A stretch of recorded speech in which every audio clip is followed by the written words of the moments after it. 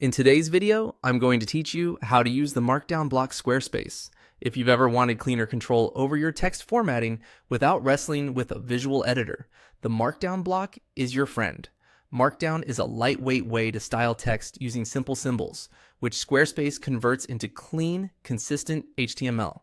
It's great for headings, links, lists, and code snippets, and it helps keep your site's design cohesive across pages. Start on the page where you want your content to appear. In edit mode, look for the Add Block option. This is your gateway to all the different content types you can place on a page. When you click Add Block, a panel opens with a searchable list. It can be long, so don't worry if you don't see what you need right away.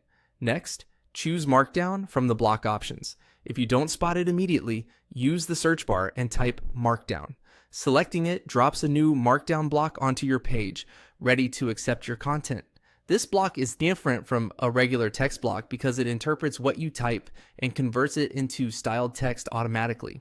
Now, hover over the new block and click the pencil icon to edit.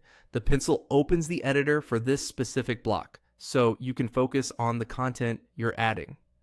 If you don't see the icon at first, move your cursor over the block until the toolbar appears. It's usually at the top corner of the block. From here, you can type or paste your Markdown. Keep it simple and structured.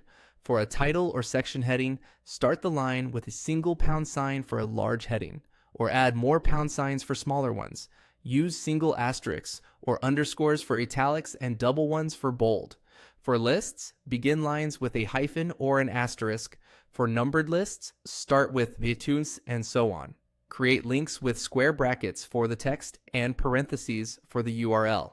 You can also insert inline code with single backticks and longer code blocks with triple backticks. If you're pasting text from another app, consider pasting as plain text so hidden formatting doesn't interfere with Markdown. As you work, aim for clarity, short paragraphs, descriptive headings, and consistent list styles. If something doesn't render as expected, check for missing spaces or symbols. And remember, the Markdown block is ideal for content you want to control precisely, while still fitting seamlessly into your site's overall design.